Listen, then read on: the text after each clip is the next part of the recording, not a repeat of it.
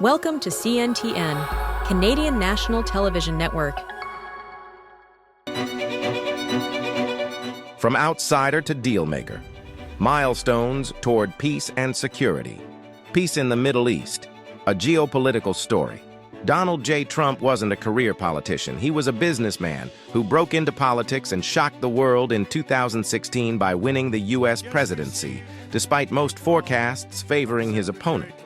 From day one, he framed himself as a promise keeper and a deal maker, recognizing Jerusalem, December 6, 2017. On December 6, 2017, he announced that the United States recognizes Jerusalem as Israel's capital, a pledge many had made but never executed. It is time to officially recognize Jerusalem as the capital of Israel. Embassy move at 70 years, May 14, 2018. On May 14, 2018, 70 years after Israel's 1948 independence, the U.S. Embassy opened in Jerusalem. God bless the United States of America, and God bless Jerusalem, the eternal, undivided capital of Israel. I am delivering. I've judged this course of action to be in the best interests of the United States of America and the pursuit of peace between Israel and the Palestinians. The Abraham Accords, September 15, 2020. Next came the Abraham Accords, formal normalization between Israel and the UAE and Bahrain, signed at the White House on September 15, 2020. Sudan and Morocco followed with their own normalization steps later in 2020, a court that reversed a 50-year precedent, June 24, 2022. His Supreme Court picks reshaped the court's balance. On June 24, 2022, Dobbs versus Jackson overturned Roe versus Wade, ending a nearly 50-year precedent. Gulf Tour, 7 years after the embassy move, May 13th to 16th, 2025. Exactly 7 years after the embassy opening date, May 14th, Trump returned to the region on a May 13th to 16th, 2025 Gulf tour, Saudi Arabia, Qatar, and the UAE. The trip emphasized investment, energy, and technology deals. October 2025, Peace and Security, summits in Egypt. In October 2025, leaders gathered in Sharm el-Sheikh, Egypt, promoting ceasefire terms and post-war reconstruction for Gaza, language repeatedly framed around peace and security. The whole deal, everything, getting solved. It's called Peace in the Middle East. So today is a historic day for peace, and Prime Minister Netanyahu and I have just concluded an important meeting on many vital issues, including Iran, trade, the expansion of the Abraham Accords, and most importantly, we discussed how to end the war in Gaza, but it's just a part of the bigger picture, which is peace in the Middle East. Coverage highlighted a hostage detainee exchange and a 20-point plan backed by multiple governments. From recognizing Jerusalem and moving the embassy, to brokering normalization, to a Gulf tour heavy on AI and investment, and finally summits in Egypt, the milestones stack in a way that keeps peace and security at the center of the conversation. Today, as we tear down the walls of enmity, Israel can become a bridge of peace and prosperity between these continents. Peace between Israel and Saudi Arabia will truly create a new Middle East. The dates, even the 7-year symmetry from May 14th, 2018 to May 14th, 2025, gave commentators plenty to talk about. We'll let viewers consider the significance. Uprooted, scattered, back again. Twice Israel was uprooted from the map. Empires crushed them, scattered them, renamed their land. Now a third time, they are back as a nation. No world document fully explains this. Only their Torah tells who did this for them and why. Prophets, Shemitah, and Jubilee. Their prophets condemned their lifestyle because the sabbatical year and Jubilee year were ignored. Land to rest, debts released, slaves set free, property returned. They hardened their hearts. You are a stiff-necked people. You shall proclaim liberty throughout all the land to all its inhabitants. Hallow the 50th year and proclaim liberty, you stiff-necked people. Judgment and memory. Their God punished them severely. Many died. If the United Nations and global media had existed in those ancient days, the world would have recognized their statehood and their suffering on live screens. Over centuries, they forgot their past. Their scriptures say God warned them, pleaded with them, and still they turned aside. A provocation. On a very holy season in their calendar, the Feast of Tabernacles, people near the border partied. They danced under a Buddha statue, some danced nakedly. Writers called it an abomination. However divided Israel may be, secular to religious.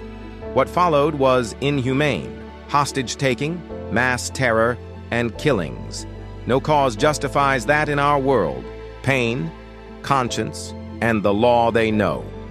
Some are angry about the Holocaust and every wound since, yet they know what their God has said about justice and holiness, about not breaking the 10 Commandments, summed up in 2 lines their own rabbi taught. You shall love your neighbor as yourself. Be holy, for I am holy. What does the Lord require of you but to do justice, love mercy, and walk humbly with your God? Mercy they know by heart. Their prophet argued with God about sparing an evil city. I knew that you are a gracious and merciful God, slow to anger and abundant in loving kindness, one who relents from doing harm. They know this by heart. Power, branding, and big claims. Now, who rules the world? Some have openly called one leader Prince of Peace and splashed billboards naming him a modern-day Cyrus. He speaks of everlasting peace after 3,000 years. I will end the war in Ukraine, I will stop the chaos in the Middle East, and I will prevent World War III from happening, and you have no idea how close we are. Leaders gather, cameras roll, papers are signed, and the word peace fills the air. The unfinished question. Where is the God of Israel now? Part 3. Power, religion, and the unstoppable question. Silent tools, loud effects. Religion moves the world, and people will use violence to prove their God is right. Some even ask, if your God is so strong, why can't you protect your own without killing your own devotees in revenge? The last years have been brutal. Gaza lies in ruins. Numbers so large they're hard to grasp. No government stopped it, the whole world couldn't. Arab capitals grew sick of endless wars, and the West let Israel finish the ugly work. Silent tools, loud effects. No one imagined this. Beepers and walkie-talkies detonating in operatives' hands, commanders suddenly down, networks blinded. Analysts traced a covert operation, quiet tools, lethal timing. 12 days with Iran. Then 12 days that could have set the region on fire. Missiles launched, sites struck. When the smoke cleared, assessments said stocks and launchers were depleted, infrastructure hit, and the wider war never ignited. Who did this? Israel, a country tiny on the map, fewer people than many cities, and yet the results were plain to see. Did they do it alone? Who gave the ideas, the timing, the intelligence? What their scriptures say, quoted without references. I will make Jerusalem a heavy stone for all peoples. All who lift it will hurt themselves. I will seek to destroy all the nations that come against Jerusalem. I will be to her a wall of fire all around, and the glory in her midst. No weapon formed against you shall prosper. Tiny does not mean defenseless. That's what these lines claim. Ruins and reckoning. We have seen cities pulverized, families displaced, hostages taken, funerals without end. None of it is justifiable in a modern world. Truly, it is inhumane. Yet the question remains, if no coalition, no vote, no summit can force an outcome against this people, what is the unseen factor? the claim no one can stop. Whether people of Israel like it or not, whether the UN recognizes a Palestinian state or not, the claim in their scriptures is unambiguous. No one can stop the God of Israel. Part 4. Glittering headlines, sobering warning. In these last weeks, the pictures look golden. World leaders meeting in Egypt, supporters talking about nominations and grand titles.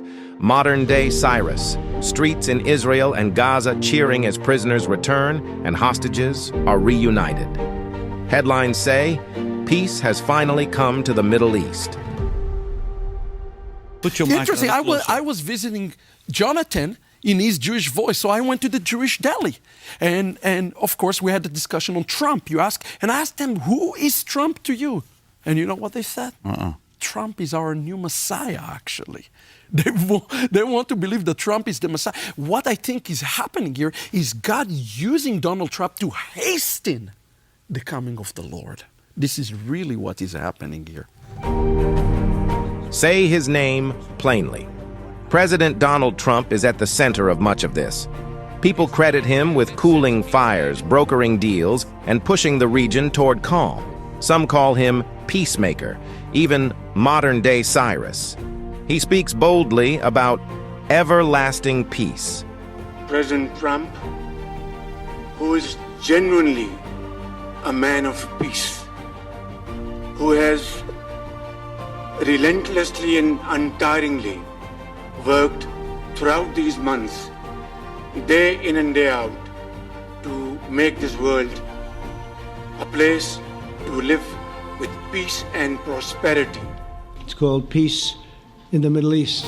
The chorus, peace and security. But listen to the chorus filling podiums and plazas. Peace and security. Peace and safety. The words are everywhere. Christians hear a warning in that chorus, a necessary clarifier.